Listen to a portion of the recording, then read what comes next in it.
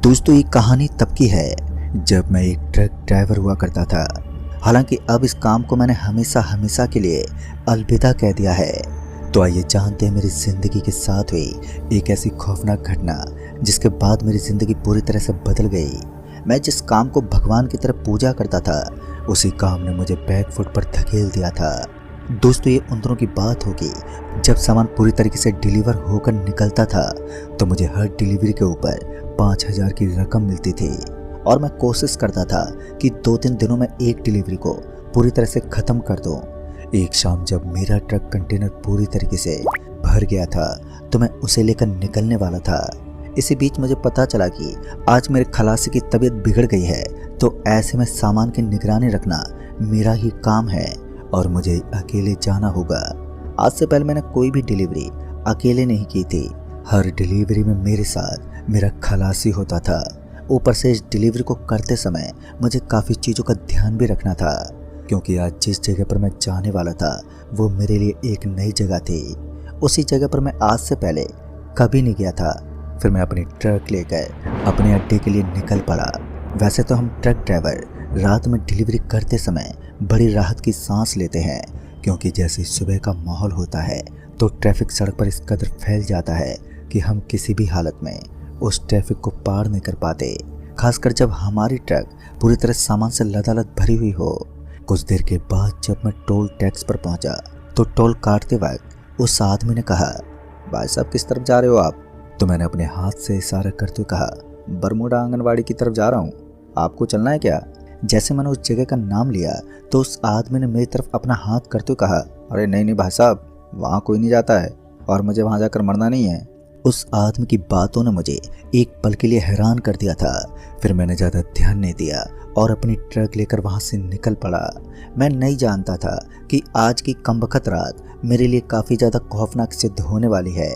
फिर जैसे मैं ट्रक लेकर उस एरिया में पहुंचा जहां पर मुझे डिलीवरी के एड्रेस के बारे में कोई जानकारी नहीं थी, तो वहां जाते ही मैंने देखा कि सामने की तरफ मुझे जो नज़ारा नज़र आ रहा था वह एक लंबी चौड़ी कच्ची सड़क थी। वहां पर कंकड़ पत्थर ज़्यादा थे, बजरी की रोड नहीं थी। और उसके बाद जैसे मैं वहां पर पहुंचा तो मैंने देखा कि वहां पर मुझे कोई आदमी अपना हाथ हिलाते हुए नज़र आ रहा था। मैंने सोचा कि शायद ये आदमी लिफ्ट मांग रहा है। मैंने उस आदमी के पास ले जाकर अपनी ट्रक को रोका तो उस आदमी ने कहा, भाई साहब आगे मत जाना, ये दूसरी बार था।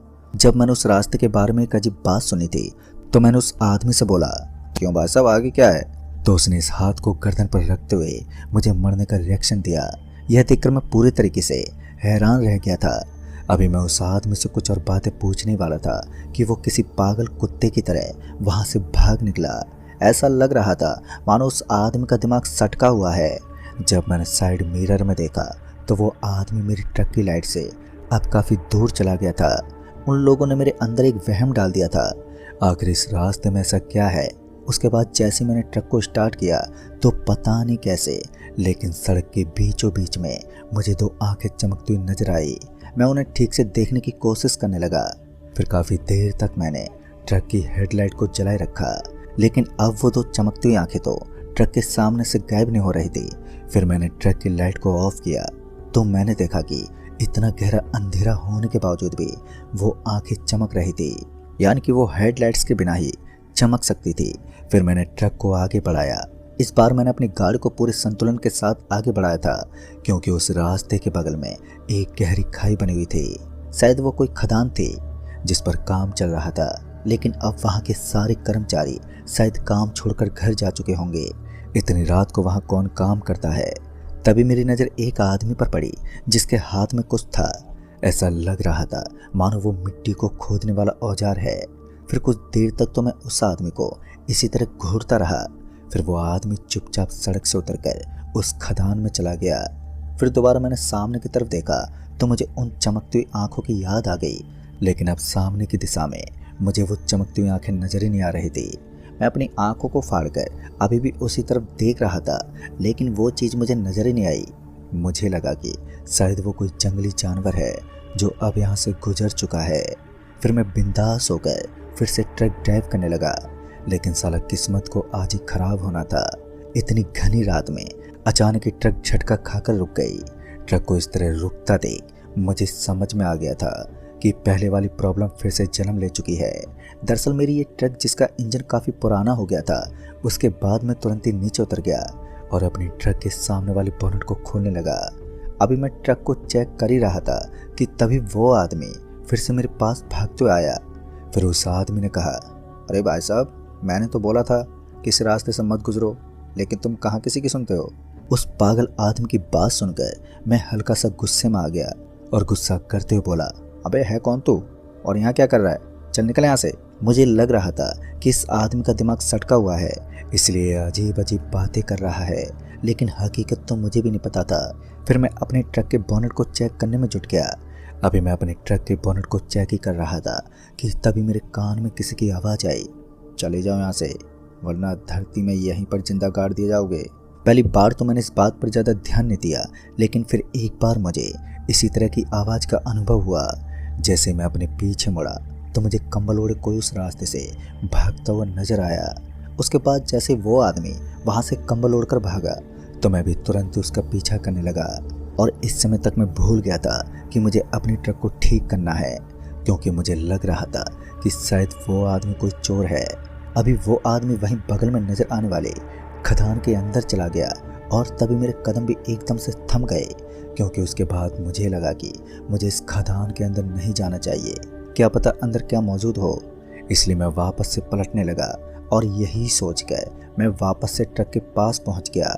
उसके बाद जैसे मैं ट्रक के पास पहुंचा तो मैंने देखा कि ट्रक का दरवाज़ा तो एकदम खुला हुआ था, लेकिन ट्रक के अंदर कोई नहीं था। हालांकि ट्रक की चाबी तो मेरे पास थी और मुझे अभी भी अच्छी तरह से याद था कि जाते समय मैंने ट्रक के दरवाजे को पूरी तरह से लॉक किया था। फिर ट्रक का दरवाज़ा अचानक ही इस तरह से कैसे खुल गया, यही मुझे समझ में नहीं आ रहा था। जब मैंने ट्रक के अंदर झांक तो देखा तो मुझे अंदर कोई भी नज़र ही नहीं आया। फिर दरवाज़ा किसने खोला, तभी मेरी नज़र ट्रक के अंदर पड़ी एक बोतल पर पड़ी। उसके बाद जैसे मैंने उस बोतल को खोलकर देखा तो मैंने पाया कि बोतल के अंदर कुछ था जो मुझे ठीक से तो नज़र नहीं आ रहा था। फिर मैंने उस बोतल को रोशनी में किया तो मेरे पूरे शरीर में एक बिजली सी दौड़ गई। दरअसल वो बोतल पूरी खून से भरी हुई थी। मैंने उसी वक्त उस बोतल को उस सड़क के ऊपर फेंक दिया। जैसे ही बोतल सड़क पर गिरी तो उसके बाद सड़क के ऊपर पूरे तरीके से खून बिखर गया और इस चीज़ की मुझे बहुत ही ज़्यादा उबाकियाँ आने लगी। कुछ देर के बाद ही मुझे उल्टी जैसा महसूस हो रहा था और अब तो मैं पूरे तरीके से कंफर्म हो गया था कि यहाँ पर कुछ तो गड़बड़ चल रही है, यहाँ पर कुछ ऐसा चल रहा है जो मेरी भी समझ से बाहर है। फिर मैं बोनट चेक करने लगा और उसके बाद मैंने जैसे बोनट को ओपन किया तो मैंने देखा कि उसके अंदर से तो धुआं निकल रहा था। इतने में ही मेरी ट्रक पता नहीं कैसे लेकिन अचानक ही खिसकने लगी और अब धीरे धीरे मेरी ट्रक उस खाई की तरफ जा रही थी जिस तरफ वो एक खदान बनी हुई थी। फिर मैंने ट्रक को रोकने की कोशिश तो की, लेकिन एक आम इंसान ट्रक के सामने भला कितनी देर तक रोक सकता है। मैंने बहुत ही कोशिश की, लेकिन अपने ट्रक को रोक पाना मेरे बस से बाहर था। और फिर देखते ही देखते मेरी ट्रक उस खदान में गिर पड़ी। उसके बाद जैसे ट्रक उस खदान के अंदर गिरी तो मेरी आंखें फटी की फटी रह गई, मेरे रोंगटे खड़े हो गए थे और अब मुझे समझ में नहीं आ रहा था कि आगे क्या होगा। फिर वहाँ पर एक बहुत ज़ोरदार धमाका हुआ और उस धमाके के साथ ही ट्रक के चिथड़े चिथड़ उड़ गए, यानी कि अब सब कुछ बस कुछ ही पल के अंदर बर्बाद हो गया था। उस समय मैं अपना सर पकड़कर वहीं रोड के किनारे बैठ गया, क्योंकि अब मैं कुछ नहीं कर सकता था, बस वहाँ पर हुई बर्बादी को अपनी आंखों से देख सकता था।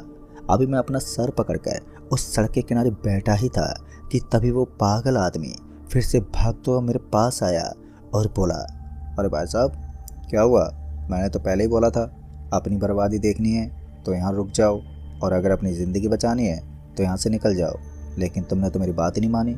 और हाँ, अभी तो सिर्फ तुम्हारी संपत्ति का नाश हुआ है, तुम्हारी ज़िंदगी तो अभी बची हुई है, तो थोड़ा इंतज़ार करो। इस बार मैं पूरे गुस्से के साथ अपने पीछे मुड़ा तो वो आदमी वहाँ से वापस से गायब हो चुका था। पर इस बार मुझे इतना तो मालूम पड़ चुका था कि ये इलाका पूरा ही अजीब है और यहाँ जो भी होता है वो काफ़ी अजीब होता है। ऐसा नहीं था कि मुझे कुछ ज़्यादा डर लग रहा था, लेकिन धोखा तो इस बात का था कि मैं अपने ट्रक को सही सलामत नहीं बचा पाया। और जब मैंने अपने मालिक को फ़ोन करने की कोशिश की तो उनका फ़ोन भी नेटवर्क से बाहर बता रहा था। और अभी मेरे सामने एक और मुसीबत ये खड़ी हो गई थी कि मैं यहाँ से बाहर कैसे निकलूँ, क्योंकि यहाँ से बाहर निकलने के लिए मुझे किसी साधन की ज़रूरत थी। और यहाँ पर साधन तो छोड़ो, मेरे लिए मुसीबतों का पहाड़ खड़ा था। पहले तो मुझे उसी का सामना करना था। मैंने काफ़ी लोगों को फ़ोन करने की कोशिश की, लेकिन सभी का फ़ोन ही नेटवर्क से बाहर बता रहा था और ये चीज़ मुझे और भी ज़्यादा चिढ़ा रही थी। और ऐसे इलाके में किसी और का फ़ोन नेटवर्क से बाहर होना, ये तो काफ़ी अजीब बात थी। फिर उसके बाद मुझे उसी आदमी का सहारा सूझा जो मुझे बार बार चेतावनी दे रहा था। फिर मैंने ऐसे हवा में आवाज़ लगाना शुरू कर दिया, भाई साहब मेरी मदद करो, अगर यहाँ कोई आसपास है तो मेरा हाथ जोड़ कर प्रार्थना है, कृपया आप मेरी मदद कीजिए।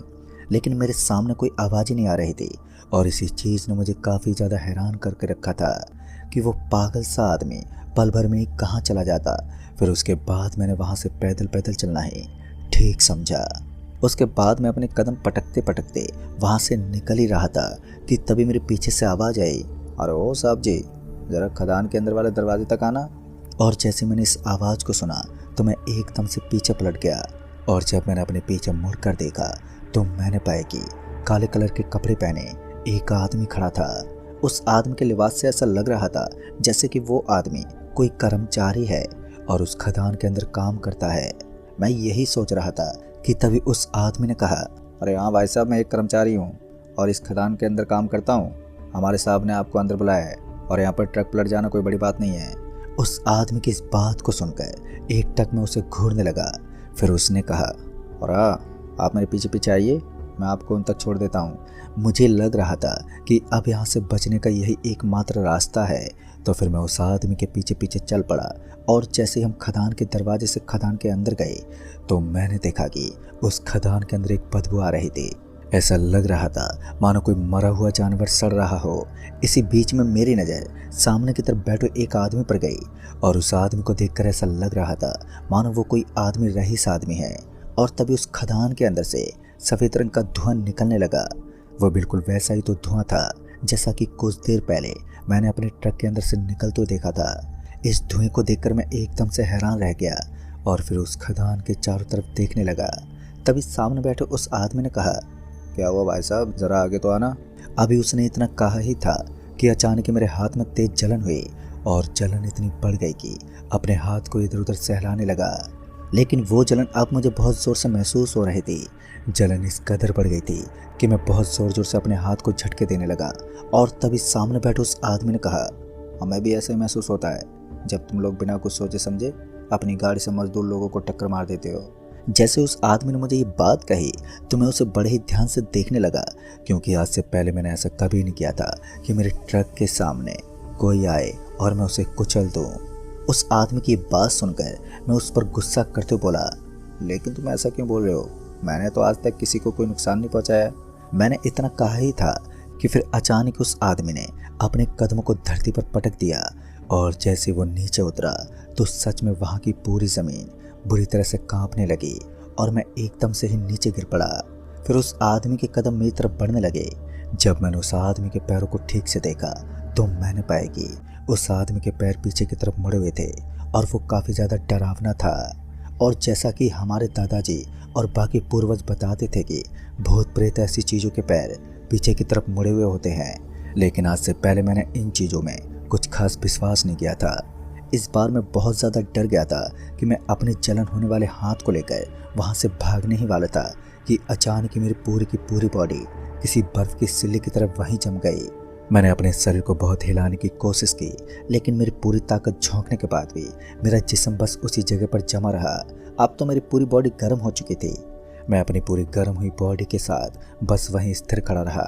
फिर कुछ देर तक तो मैं ये उम्मीद लगाकर इधर उधर देखने लगा कि शायद कुछ हो जाए, मगर उसके बाद मैंने जो अपने सामने देखा उसे देखकर तो मेरे कदमों तले ज़मीन खिसक गई।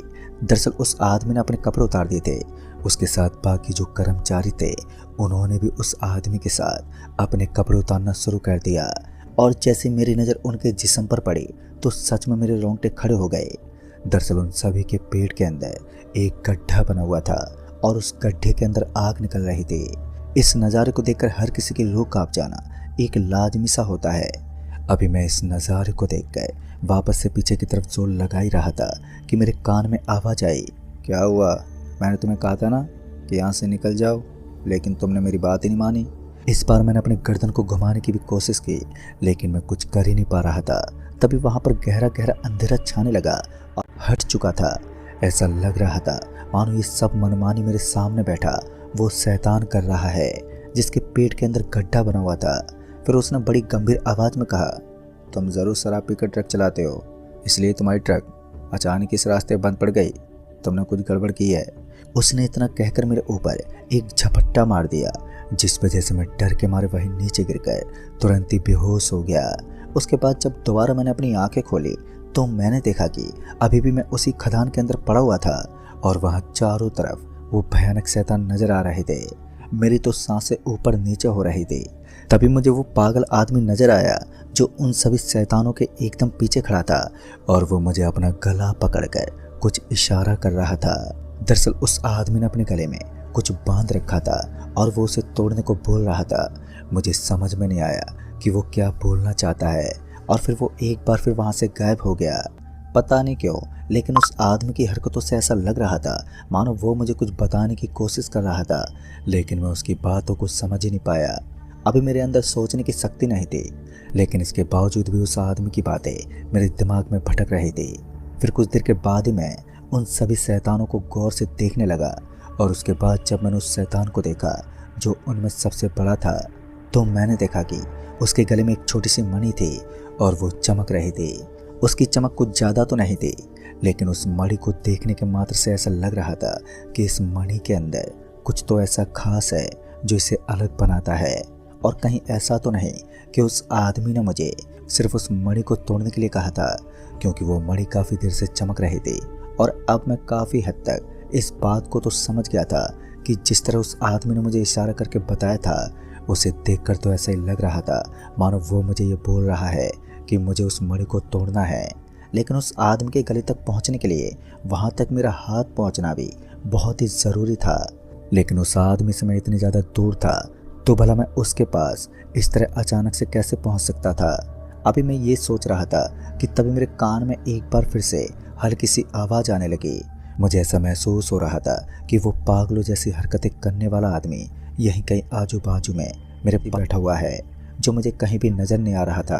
अभी मैं यही सोच रहा था कि फिर उस आदमी ने कहा, देखो अगर तुम्हें अपनी जान बचाकर सही सलामत यहाँ से निकलना है तो अपनी आंख बंद कर लो, क्योंकि बंद आंखों के साथ यहाँ के माया जाल में नहीं फंस सकते। उस आदमी की इस बात सुनकर मैं काफ़ी उतावला हो गया और उसके बाद मैंने अपनी आंखें बंद कर ली।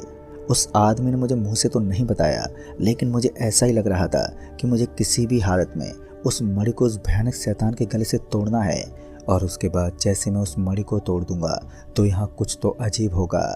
और इस बार मैंने ठान लिया था कि अब तो मुझे उस शैतान के गले में मौजूद उस मणि को तोड़ना ही है, चाहे इसके लिए मुझे कोई भी सीमा क्यों ना पार करनी पड़े। उसके बाद मैंने ऐसा ही किया। किसी तरह मैंने अपनी आंखें बंद करके अपने कदमों को उस हैवान की तरफ बढ़ाना शुरू कर दिया और फिर उसके बाद जैसे मैं बड़ी एकाग्रता से उस हैवान के एकदम पास पहुंचा तो मुझे ऐसा लगने लगा कि मेरे चारों तरफ कोई दौड़ रहा है। मुझे किसी के चलने फिरने की आवाज़ आ रही थी। मैंने अपने हाथ को हवा में उठाया, लेकिन वो वहाँ से गायब हो चुका था। उसके बाद जब मैंने अपनी आंखें खोली तो मेरी आंख खुलते ही मुझे पीछे से बहुत ज़ोर का धक्का लगा। धक्का लगने की वजह से मैं औंधे मुँह आगे की तरफ गिर पड़ा। मैं इतनी ज़्यादा ज़ोर से गिरा था कि मेरा पूरा का पूरा शरीर हिल गया था। फिर किसी तरह मैंने अपने आप को संभाला और एक बार फिर वहीं पर अपनी आंख बंद कर ली। बंद आंखों के साथ उस हैवान को ढूंढना बड़ा ही मुश्किल काम था और फिर उसके गले से उस मणि को तोड़ना भी बहुत ज़्यादा मुश्किल था। फिर मैंने भगवान का नाम लिया और भगवान का नाम लेते ही उस आदमी की मणि मेरे आंखों के सामने मुझे चमकने का एहसास हुआ। मैंने जोर से झपट्टा मार दिया और वो मणि मेरे हाथ से टूट गई और उस मणि के टूटते ही उस खदान के अंदर सारा का सारा सामान इधर उधर बिखरने लगा। इस बार मैंने अपनी आंखें खोली। फिर मैंने आओ देखा न ताओ और सरपट भागा। वहाँ से भागते समय मेरे हाथ पैर में थोड़ी बहुत चोट भी आ गई थी, लेकिन मैंने इस चोट को बर्दाश्त कर लिया और फिर किसी तरह अपनी जान बचाकर वहाँ से भाग निकला। और उसके बाद मैं जैसे उस खदान से बाहर निकला तो मेरे पीछे से आवाज़ आई, आज के बाद इस खदान के आसपास भी भटकने की हिम्मत मत करना, वरना बहुत बुरी मौत मरोगे। दोस्तों उसके बाद मैं जल्दी से भागता हुआ वहाँ से निकल गया और फिर सामने वाले कस्बे में पहुँचा। वहाँ से मैंने फ़ोन किया तो फ़ोन भी लग गया। मैंने सारी बात अपने मालिक को बताई तो मेरे मालिक ने कहा, तुम चिंता मत करो, वहाँ पर ऐसे हादसों का होना कोई बड़ी बात नहीं है। तुम चुपचाप यहाँ लौट आओ, जो नुकसान हुआ है मैं उसकी भरपाई कर दूंगा। उसके बाद मैं वहाँ से वापस लौट आया, लेकिन उस घटना के बाद मैंने हमेशा हमेशा के लिए ट्रक ड्राइविंग के काम को अलविदा कह दिया, क्योंकि अब मेरे अंदर इतना तजुर्बा नहीं था कि मैं एक ट्रक ड्राइवर के रूप में काम कर सकूं। मैंने इस घटना के बारे में जानने की कोशिश की, लेकिन मुझे सिर्फ इतना पता चल पाया कि पहले उस खदान के आसपास जो कर्मचारी काम करते थे उनमें से कुछ जने एक दिन अचानक ही ट्रक के सामने आ गए थे और उनमें से कुछ कर्मचारी लोगों की मौत भी हो गई थी। उसके बाद इस खदान के अंदर कोई भी काम नहीं करता है और कुछ लोग कहते हैं कि वहाँ पर इस तरह की घटनाओं का होना कोई बड़ी बात नहीं है। और अब सच क्या है झूठ ये तो मुझे नहीं मालूम, पर उस रात को आज भी जब भी मैं याद कर लेता हूँ तो डर से मेरा रोम रोम कांप उठता है।